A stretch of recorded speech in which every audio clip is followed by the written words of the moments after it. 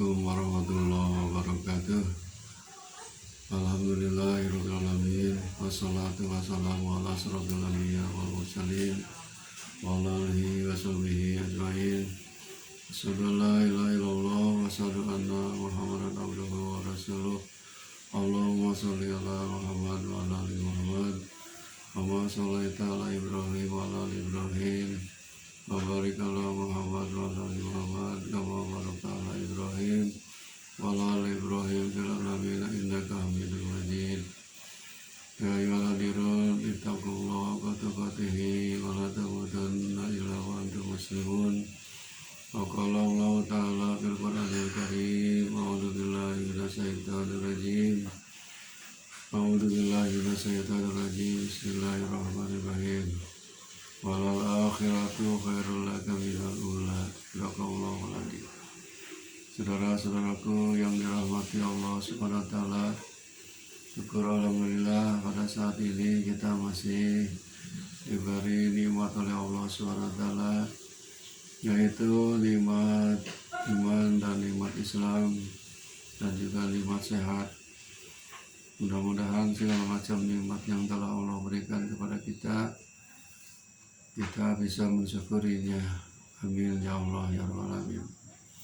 Salawat serta salam mudah-mudahan dilimpahkan kepada Raja Alam Habibana Nabiyina Muhammad SAW, juga kepada keluarganya, para sahabatnya, dan kepada kita sebagai umatnya. Amin ya Allah ya rabbal alamin.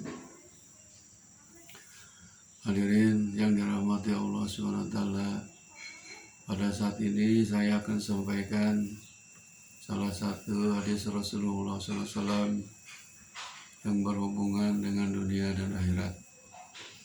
Qala Rasulullah SAW, ad-dunya daru man la daru lahu, yang artinya dunia ini adalah tempat orang yang tidak memiliki tempat di akhirat. Jadi memang dunia ini adalah mata'ul ghurur, kesenangan yang menipu. Kalau kita tidak bisa mengendalikan dan menggunakan dunia ini untuk majra'atul lahirah, maka kita akan celaka. Sabda Rasulullah, ad-dunya majra'atul lahirah, dunia ini tempat menanam untuk panen nanti di akhirat. Kalau kita menanam kebaikan, insya Allah nanti di akhirat kita akan menerima balasan kebaikan, yaitu surga. Kalau kita menanam keburukan atau kejahatan sekarang waktu di dunia, juga akan dibalas oleh Allah dengan azab Allah SWT, yaitu neraka.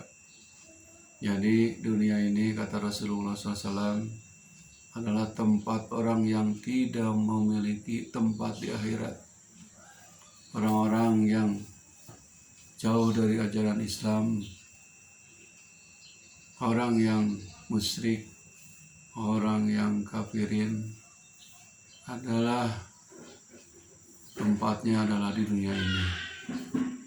Nanti mereka di akhirat, di kehidupan akhirat, dia itu tidak akan mendapatkan tempat yang layak di akhirat.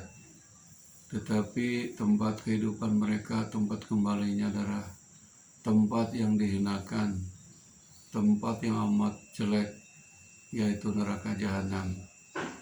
Untuk itu, kita yang hidup di dunia ini, terimalah apa adanya. Kita harus hidup qanaah, menerima apa adanya yang diberikan oleh Allah SWT. Sebab kalau kita tidak menerima dengan ikhlas, dengan rela pemberian Allah, maka akan timbul rasa frustasi atau putus asa. Kita berusaha terus, ikhtiar terus, berdoa terus, dan bertawakal kepada Allah SWT. Sebab dunia ini bukanlah tempat untuk bersenang-senang. Dunia ini adalah tempat untuk berikhtiar dan berusaha mencari pahala untuk di akhirat nanti. Makanya dunia ini adalah tempat orang yang tidak memiliki tempat di akhirat nanti. Kita jangan terlena dan merasa heran banyak orang yang non-Islam kaya raya, tetapi kita yang rajin sholat, rajin ibadah masih begini-begini saja. Itu pemberian Allah sengaja bagi orang-orang yang kekayaan yang dilimpah ruahkan, baik yang muslim maupun yang non muslim, itu merupakan ujian, adalah yang termasuk istidraj. Allah sengaja dilimpahkan, dibanyakkan harta bendanya supaya mereka bisa bersyukur atau kufur kepada Allah SWT. Kemudian hadis yang selanjutnya dilanjutkan, wala yajma'u mala aklalah. Hartanya orang yang tak memiliki harta di akhirat. Jadi dunia ini adalah hartanya orang-orang yang tidak memiliki harta di akhirat. Di akhirat mereka tidak mendapatkan kekayaan, adalah kekayaan yang abadi, yaitu surga Allah SWT. Kekayaan kita yang abadi nanti di akhirat. Sekarang di dunia ini kekayaan akan hilang, kekayaan akan hilang sirna sekejap mata. Contohnya Fir'aun, Sa'labah, Qarun, hartanya melimpah ruah karena dia tidak beriman kepada Allah, tidak bersyukur kepada Allah, dia kufur, akhirnya hartanya ditenggelamkan oleh Allah SWT. Jadi itulah harta di dunia. Kalau di akhirat hartanya abadi. Kemudian hadis selanjutnya, wa yastagilu bisawatiha malapah malahu. Karenanya orang yang kurang sehat akalnya suka mengumpulkannya. Sebenarnya orang yang mengumpulkan harta itu, kata Rasul, ini adalah orang yang kurang sehat. Kenapa? Karena kalau orang yang sehat mengumpul harta itu nanti akan diminta pertanggungjawabannya, hisabannya akan lama, akan berat. Kenapa? Karena harta benda ini harus dipertanggungjawabkan. Punya harta, punya jabatan, punya pangkat, nanti akan diminta pertanggungjawaban, ditanya oleh Allah, dari mana kau miliki harta ini? Apakah dari jalan yang haram atau dari jalan yang halal? Kalau sudah berhasil, dikemanakan dikeluarkannya? Dipakai bermegah-megah, bermewah-mewah, berpoya-poya, atau digunakan untuk fisabilillah, di jalan Allah yang ridhoi oleh Allah SWT. Jadi kita ini mengumpulkan harta, di dalam Quran disebutkan alhaakumut takasur hatta zurtumul maqabir, bermegah-megahan, menumpuk-numpuk, menghitung-hitung harta benda, ujung-ujungnya mati, hatta zurtumul maqabir, kembali ke dalam kubur. Harta yang melimpah ruah, yang dibangga-banggakan, tidak dibawa sedikit pun, ditinggalkan semuanya. Makanya orang yang kurang sehat akalnya suka mengumpulkannya. Berarti kalau orang yang akalnya sehat, bukan tidak mengumpul harta, tapi hartanya diperhitungkan baik buruknya. Kalau harta itu makin banyak, makin disyukuri, insya Allah akan bertambah. Kalau hartanya makin banyak, makin kufur, makin jauh tidak beribadah, sholat lewat, pengajian lewat, itu rugi, celaka. Kemudian yang selanjutnya, wa alaiha yahjanu malla ilmalah. Orang yang bodoh selalu sibuk menginginkan dunia.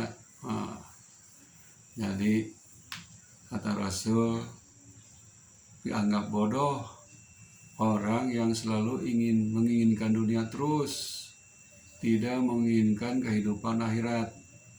Padahal dunia ini hanya panggung sandiwara, hanya sementara.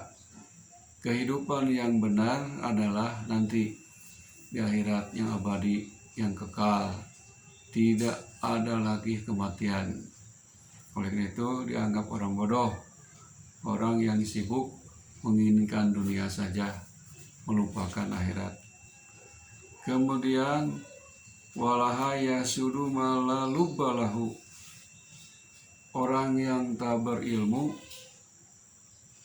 merasa prihatin karena dunia. Ada yang sedih kehidupan di dunia ini, dia miskin, dia fakir, kehidupannya susah, prihatin terus masalah dunia. Padahal semuanya adalah ujian dari Allah SWT. Dikasih kemiskinan, kefakiran, harus bersabar. Semuanya kalau sabar akan mendapat pahala dari Allah SWT. Itulah amanah atau hadis yang disampaikan oleh Rasulullah SAW. Kemudian yang selanjutnya wa alaiha yahjanu malla ilmalah walaha yasudu malu lebalah. Karena dunia orang yang tak berakal akan iri. Karena dunia orang yang tak berakal akan iri. Orang yang iri pasti melihat dunia orang lain. Orang lain misalkan usahanya maju, jabatannya tinggi, ternyata kata Rasul, bagi orang yang suka iri, dunia ini dianggap orang yang tidak berakal, memikirkan dunia terus-terusan. Akhirnya dia lupa diri, waktu habis digunakan, dipikirkan pikirannya untuk menghayal, merenung, melamun. Aduh, kalau saya seperti si A, mau anu, padahal itu hanya angan-angan belaka. Itulah yang dianggap oleh Rasul adalah orang itu orang yang tak berakal karena iri kepada orang yang berhasil. Kemudian wa ilaiha yas'a wala yakinalah, untuk urusan dunialah orang yang tidak memiliki keimanan akan selalu berusaha. Orang yang imannya apalagi nggak ada iman, terus-terusan mengejar dunia. Siang dibuat malam, malam dibuat siang, pergi pagi, pulang sore, atau pergi pagi, pulang malam hari, ngejar-ngejar dunia. Dia bukan mengejar-ngejar akhirat, tapi dunia terus-terusan. Jadi di mata, di kepalanya, di otaknya itu yang terlintas dunia saja, uang saja. Tidak memikirkan kehidupan akhirat nanti.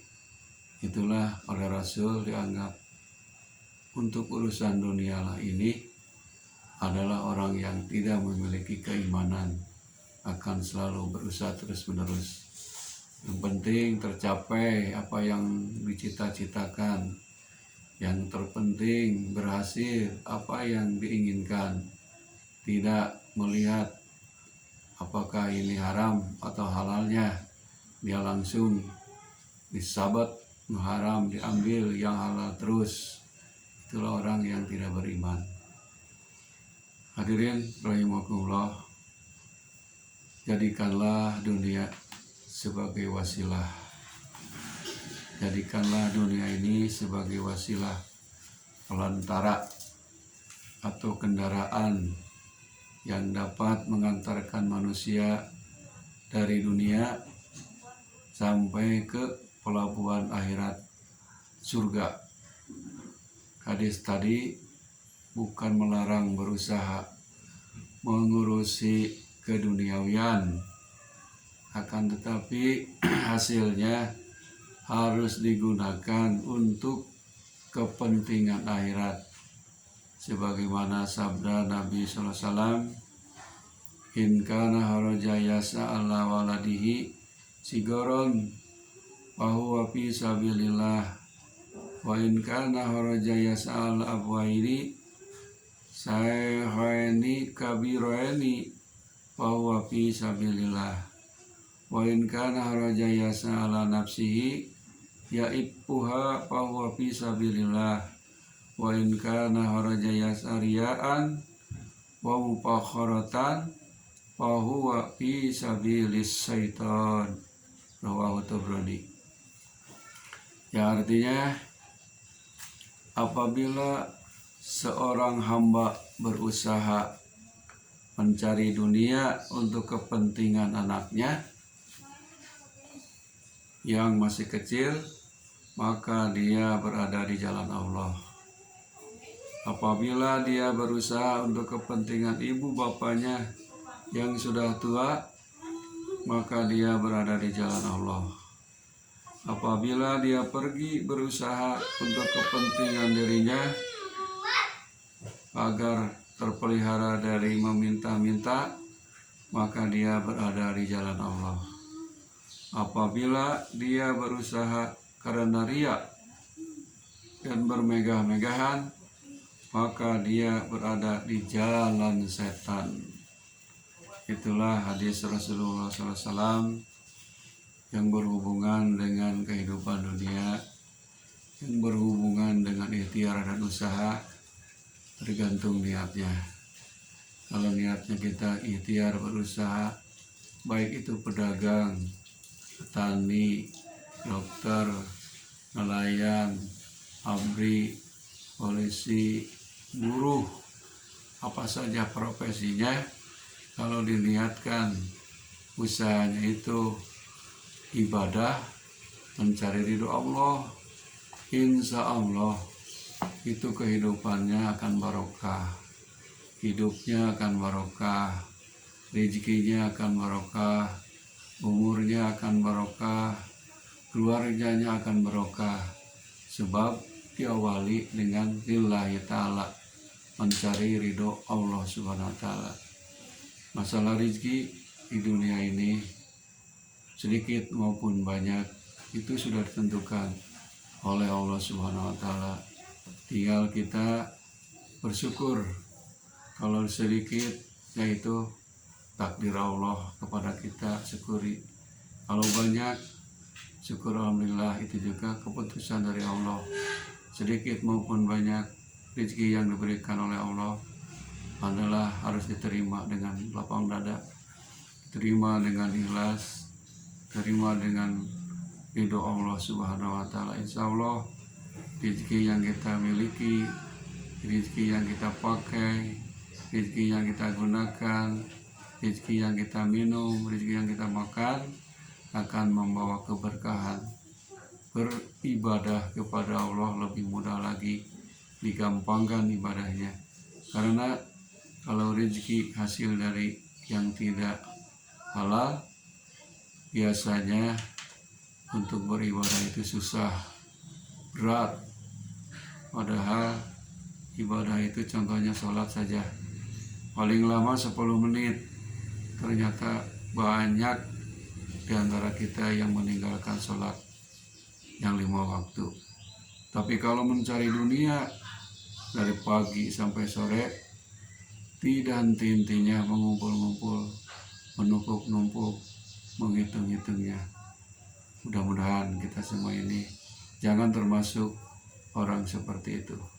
Syukuri apa yang Allah berikan kepada kita. Insya Allah oleh Allah akan ditambah lagi. Mensyukuri nikmat. La syakartum lazidannakum. Kalau kalian bersyukur atas nikmatku, la azidannakum, pasti kami akan tambah nikmat itu. Mudah-mudahan kita semua ini menjadi orang yang pandai bersyukur kepada Allah SWT. Akhirul kalam, wabillahi taufiq wal hidayah. Assalamualaikum warahmatullahi wabarakatuh.